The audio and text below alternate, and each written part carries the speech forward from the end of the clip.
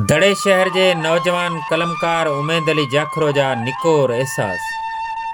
महबूब साईं तुझी चुमी जी अफ़तारी मुझे रूह जी सेहरा में जिते सदियन खां प्यास जा खीमा लगल आहिनि, उते तुझो ही तसवर ककर बणिजी वसंदो आहे। मोहब्बत के हिन मुक़दस महीने में जॾहिं सॼो जग तस्बीह जे दाणनि में मगन हूंदो आहे ऐं मां तुंहिंजे यादनि जी तिलावत कंदो आहियां, मां सॼो ॾींहुं सबर जी सिटाव साण रखंदो आहियां, न तुंहिंजे दीद जी प्यास लाहियां, न तुंहिंजे ॻाल्हियुनि जो लुकमो चखियां।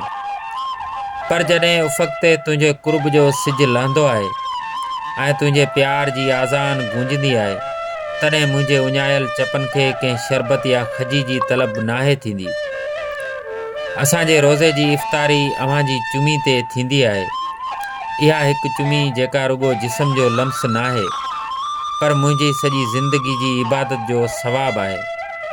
इहो तुंहिंजे चपनि जो रस मुंहिंजे रूह जे सुकल रगनि में ज़िंदगी बणिजी डोड़ंदो आहे ऐं मुंहिंजे ख़ामोश सजदनि खे हिकु ज़बान मिलंदी आहे। जॾहिं तुंहिंजा चप मुंहिंजे चपनि ते तपश खे छुहंदा आहिनि, त लॻंदो आहे ॼण सॼी काइनात जो हुगाव मुंहिंजे वजूद में समाइजी वियो हुजे। इहो लम्हो जिते शुक्रानो ऐं मोहब्बत पाण में मिली वञनि था, जिते मुंहिंजी मोहब्बत जो रोज़ो पंहिंजे मेराज खे पहुचे थो।